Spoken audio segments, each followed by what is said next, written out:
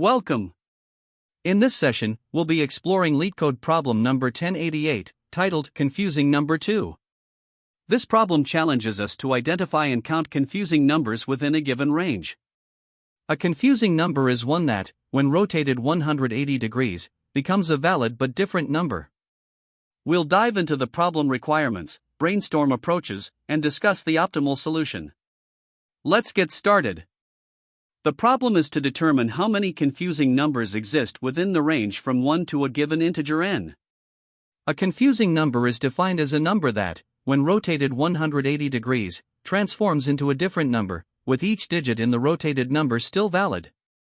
For example, digits like 0, 1, 6, 8, and 9 remain valid when rotated. Specifically, 0 remains 0, 1 becomes 1, 6 transforms into 9, 8 stays 8, and 9 becomes 6. However, digits such as 2, 3, 4, 5, and 7 are not valid after rotation and cannot be part of a confusing number. Given this, our task is to compute the total count of such confusing numbers for any n in the range 1 to 10 to the power of 9. The output of the problem is an integer representing the total number of confusing numbers within the range from 1 to n. To understand this better, let's look at an example. If n equals 20, the output is 6. The confusing numbers in this range are 6, 9, 10, 16, 18, and 19. When rotated 180 degrees, these numbers transform as follows: 6 becomes 9, 9 becomes 6, 10 becomes 0, 1, which is effectively 1, 16 becomes 91, 18 becomes 81, and 19 becomes 61. Since the rotated versions are all different from their original forms, these numbers are considered confusing. For the same example, this means that in total, there are 6 confusing numbers between 1 and 20. Now, consider another example where n equals 100. In this case, the output is 19.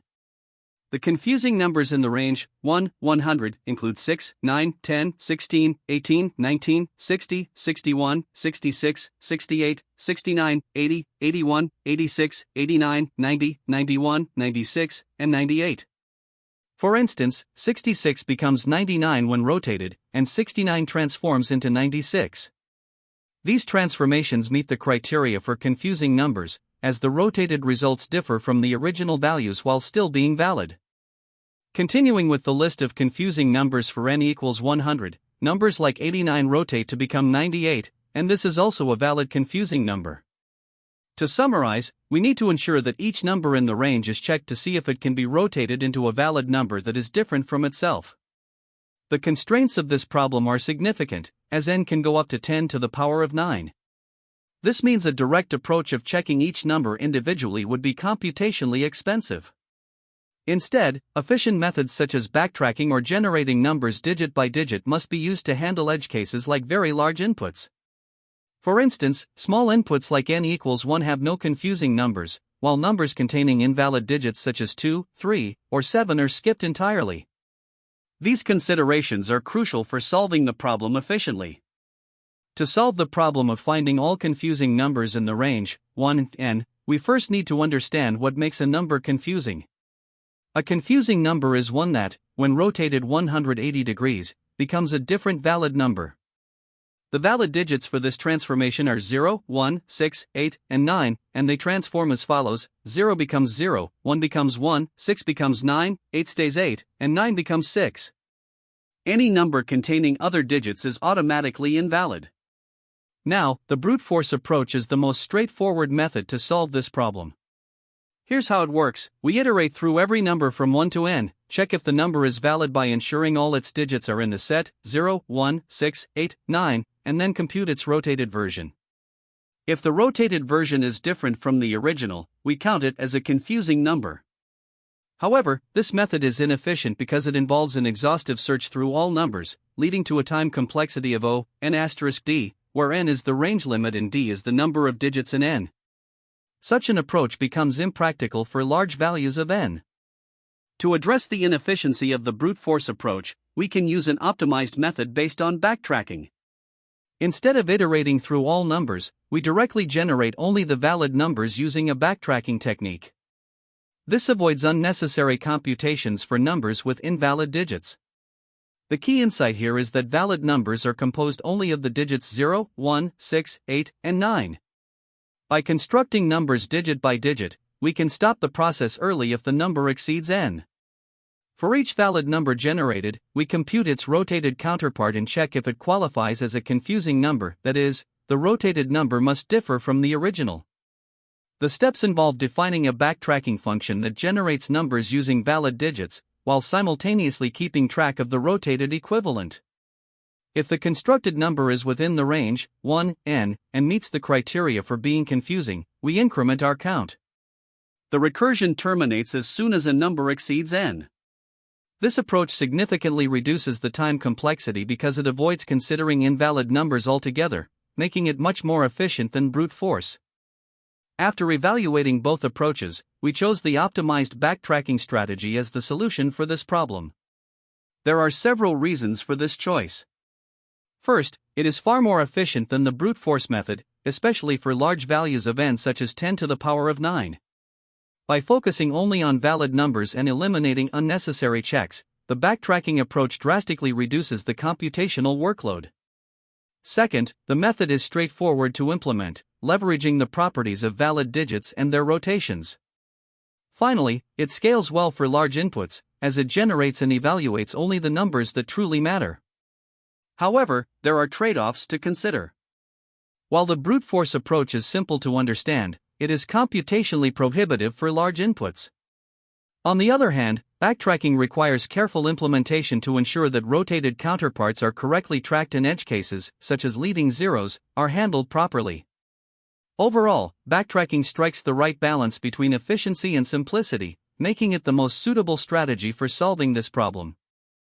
The goal of this problem is to find all the confusing numbers within the range from 1 to n. A confusing number is defined as a number that, when rotated 180 degrees, transforms into a different valid number. The valid digits for this rotation are 0, 1, 6, 8, and 9. Each of these digits maps uniquely to its rotated counterpart, for example, 0 maps to 0, 6 maps to 9, and so on.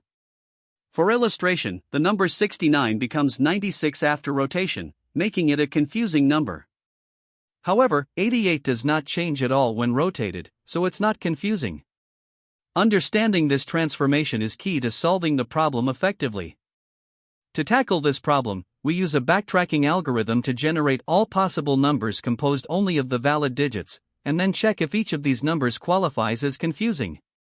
Backtracking is particularly useful here because it avoids the inefficiency of iterating through all numbers in the range, 1 is n, focusing instead on generating only valid candidates. The process begins by defining a rotation map, which is essentially a dictionary that maps each valid digit to its rotated version. Next, we create a recursive function, DFS, that builds numbers digit by digit. This function keeps track of three essential pieces of information: the current number being formed, its rotated counterpart, and a multiplier to correctly position the rotated digits. The recursion halts once the current number exceeds n, and if the rotated version is different from the original, we count it as a confusing number. At each recursive call, we append a valid digit to the current number, update its rotated version, and ensure we're not introducing leading zeros. The recursive function iterates over the valid digits, but since numbers cannot start with 0, we limit the initial digits to 1, 6, 8, 9. For each of these, we invoke the DFS function to explore all possible combinations. To keep track of how many confusing numbers we discover, we use a global or non-local variable called count. This variable accumulates the results as we traverse through the potential candidates. It's also important to handle edge cases, such as when n is very small, like 1, and to ensure that numbers containing invalid digits are excluded. The key advantage of backtracking in this context is that it avoids unnecessary computation by pruning paths that lead to invalid or redundant results. By focusing only on valid numbers and halting recursion where appropriate, the algorithm remains efficient. Additionally, this method guarantees that we stay within the bounds of the input range. The algorithm relies on a few critical data structures. First, there's the rotation map, which defines how each valid digit transforms when rotated. Then, we have the global counter that keeps track of the total number of confusing numbers found. Finally, the recursive call stack temporarily holds the numbers being constructed during the backtracking process. In terms of complexity, the time complexity is O, k to the power of d, where k is the number of valid digits, which is 5, and d is the maximum number of digits in n. This reflects the total number of valid numbers that can be generated. The space complexity is O, d, which corresponds to the depth of the recursive call stack, equal to the number of digits in n. Together, these details highlight the efficiency of the algorithm, as it minimizes both time and space usage while solving the problem. To see the algorithm in action, consider the example where n equals 20. We start with the valid digits 1, 6, 8, 9, and recursively generate numbers. For instance, starting with 1, we can form 10 and 11. While 10 is invalid, 11 is valid but not confusing because its rotated version is still 11. Next, using 6, we generate 69, which is confusing because its rotated version is 96. Similarly, starting with 8 results in 80, which is invalid, and starting with 9 gives 96, which is confusing because its rotated version is 69. The process stops when the generated numbers exceed 20. The confusing numbers in this range are 6, 9, and 69, so the final count is 3. This example demonstrates how the algorithm explores valid paths and efficiently identifies the confusing numbers. Here, we begin by defining the class and the main function, confusing number ii, which takes the input n. The goal is to count numbers less than or equal to n that qualify as confusing. We start by establishing the valid digits that can form such numbers, 0, 1, 6, 8, and 9. These digits are important because they remain valid even when rotated 180 degrees. Next, we define a mapping, rotation_map, which specifies how each valid digit transforms when rotated. For instance, 6 becomes 9, and 9 becomes 6. The helper function is_confusing is then introduced. This function determines whether a given number is confusing. It does so by iterating through each digit of the number, checking if it exists in the rotation map, and constructing the rotated number. If the rotated version of the number differs from the original, the number is classified as confusing. Finally, we define the backtrack function, which will help us generate numbers recursively. The base case for this function ensures that we stop processing once the number exceeds n. Additionally, we use the is_confusing function to check the current number and increment the count if it meets the criteria. To generate all potential numbers, the backtrack function recursively appends valid digits to the current number. This is done through a loop over the valid_digits list, creating a new number, next_number, by adding each digit to the end of the current number. To avoid invalid numbers starting with 0, we skip processing if next_number is 0. For all other cases, we recursively call backtrack with next_number and add the result to the count. This ensures that we explore all possible combinations of valid digits, building numbers step by step. Once the recursion completes, the total count of confusing numbers is returned by initiating the process with backtrack 0. This approach ensures that we systematically generate and evaluate every possible number less than or equal to n, efficiently counting those that meet the confusing number criteria. Here, we begin implementing the solution for the confusing number 2 problem in Java. First, we define a class called solution and focus on the main function confusing number ii, which takes an integer n as input. To solve this problem, we need to consider digits that can form confusing numbers when rotated 180 degrees. These valid digits are stored in an array 0, 1, 6, 8, and 9. Additionally, we use a hash map called rotation map to define the mapping for each valid digit when rotated. For instance, 6 becomes 9, and 9 becomes 6, while 0, 1, and 8 remain the same. Next, we define a helper function isConfusing, which checks if a given number is confusing. In this function, we rotate the number by iteratively extracting its digits, checking if each digit exists in the rotation map, and constructing the rotated number by appending the mapped values. If any digit is invalid, the function returns false. Otherwise, after processing all digits, we compare the rotated number with the original. If they're different, the number is confusing, and the function returns true. Once we have the helper function to identify confusing numbers, we move on to constructing numbers using a backtracking approach. The backtracking function backtrack takes a long parameter current, representing the current number being built. First, we handle the base case. If the current number exceeds the input n, we stop the recursion and return 0. Otherwise, we check if current is a confusing number by calling isConfusing. If it is, we increment the count by 1. The essence of this function lies in recursively generating numbers by appending each valid digit to the current number. To do this, we iterate through the valid digits array, appending each digit to current to form the next number, stored in next number. To avoid invalid numbers like those with leading zeros, we skip cases where next number equals 0. For all other valid numbers, we continue the recursion by calling backtrack with next number. Finally, the function accumulates and returns the total count of confusing numbers found in the recursive process. To complete the solution, we initiate the backtracking process by calling the backtrack function with an initial value of 0. This starts the recursive generation of numbers, beginning from an empty number and progressively building valid numbers by appending digits. As the recursion unfolds, the function identifies and counts all confusing numbers up to the given limit n. Once the recursion finishes, the function ultimately returns the total count of confusing numbers. This approach efficiently combines the use of recursion, digit rotation logic, and a defined set of valid digits to solve the problem within the constraints specified. In this problem, we need to count all the numbers between 1 and n that qualify as confusing numbers.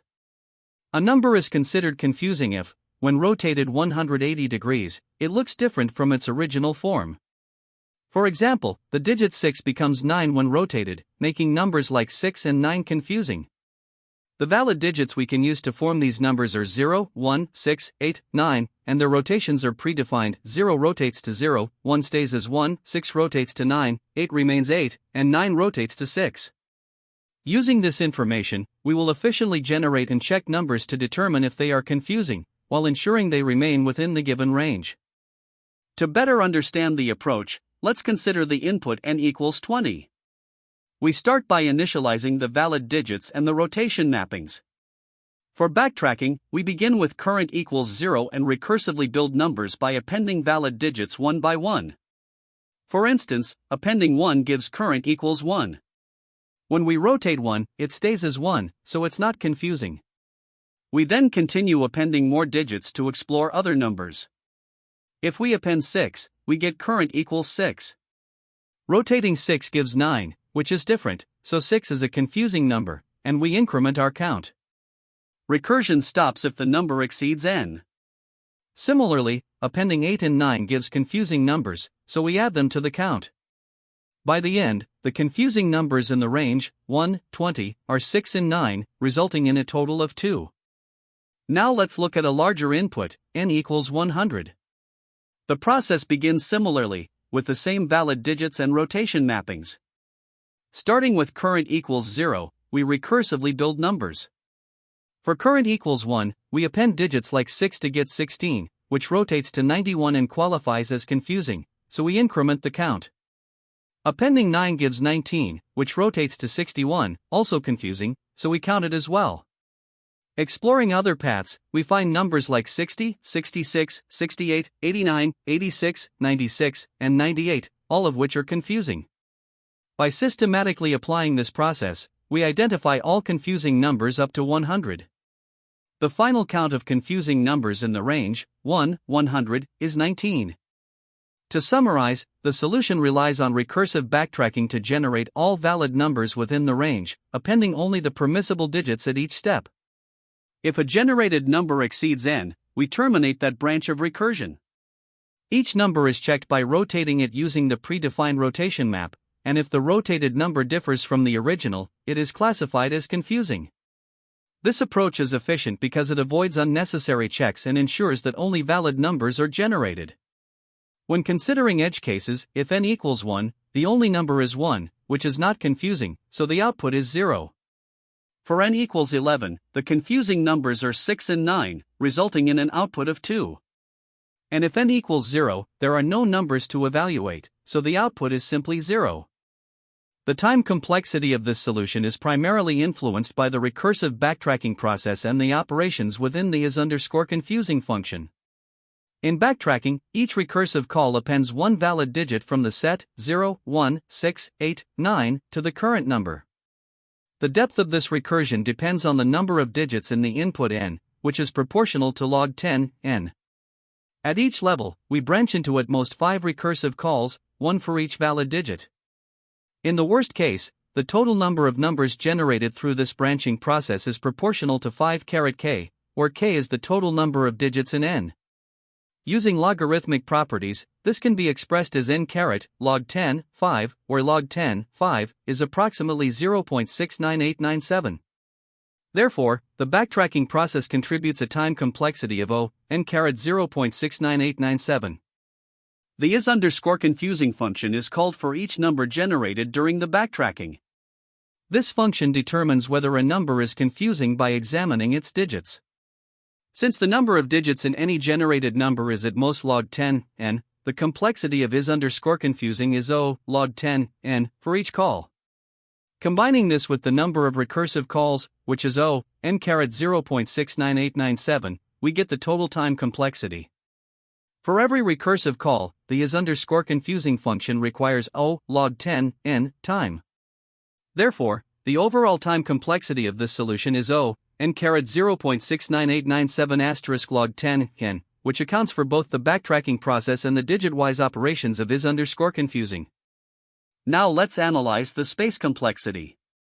The recursive backtracking process uses stack space proportional to the depth of the recursion tree. Since the recursion depth is determined by the number of digits in n, this requires log 10 n space. In addition to the recursion stack, the solution uses some constant space for structures like the rotation_map and the valid_digits array. These are fixed in size and require only 1 space. Importantly, no dynamic data structures are used in this approach. Therefore, the total space complexity is dominated by the recursion stack and is log 10 n. Let's compare this optimized approach with a brute force method. A naive solution would iterate through every number from 1 to n and check whether each number is confusing. This requires n checks, and each check involves examining the digits of the number, which takes log 10 n time. This results in a total time complexity of n log 10 n. In contrast, the optimized backtracking approach avoids generating unnecessary numbers by only producing those that could potentially be confusing. This reduces the time complexity to n 0.69897 log 10 n, which is significantly more efficient for large values of n.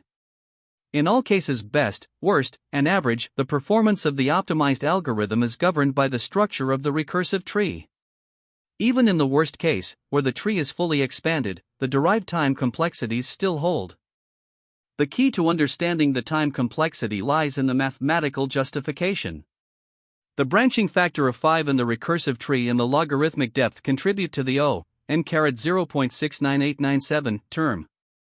Additionally, the digit-wise operations within is_confusing introduce another logarithmic factor, resulting in the final complexity of n 0.69897 log 10 n. In conclusion, the backtracking approach is highly efficient compared to brute force. By generating only potentially confusing numbers and pruning unnecessary computations, it achieves significant time savings and uses minimal space. This combination of faster performance and space efficiency makes the algorithm well-suited for solving the problem at scale. When tackling this problem, there are a few common mistakes that can trip you up. First, failing to handle invalid rotations, like the digits 3, 4, and 7, will result in errors. These digits cannot be rotated 180 degrees to form valid numbers, so it's important to use a set or mapping of only valid digits 0, 1, 6, 8, and 9 and check that all digits in the number are valid before proceeding. Next, another frequent error is in counting non-confusing numbers. Remember, a number like 69 is not confusing if its rotated version is identical to the original. To avoid overcounting, you need to compare the rotated version with the original and only count it if they differ. Lastly, inefficient brute force solutions are a common pitfall. Iterating through all numbers from 1 to n and checking each one becomes impractical for large values of n, such as 10 to the power of 9. Instead, you can use backtracking, which generates only valid numbers within the range, reducing unnecessary computations and significantly improving efficiency. Another mistake to watch for is incorrect handling of leading zeros. For example, during backtracking, you might generate numbers like 06 foot or 09, which are invalid. To prevent this, avoid appending 0 as the leading digit when constructing numbers. Additionally, out-of-range rotations can create issues. A rotated number might exceed the upper limit of the range, which is n, and if you don't account for this, you could end up counting invalid numbers. To fix this, ensure that the rotated result is within the valid range, 1 yen, before considering it as a valid confusing number. This problem often appears in interviews to test your understanding of digit manipulation, backtracking, and pruning unnecessary calculations.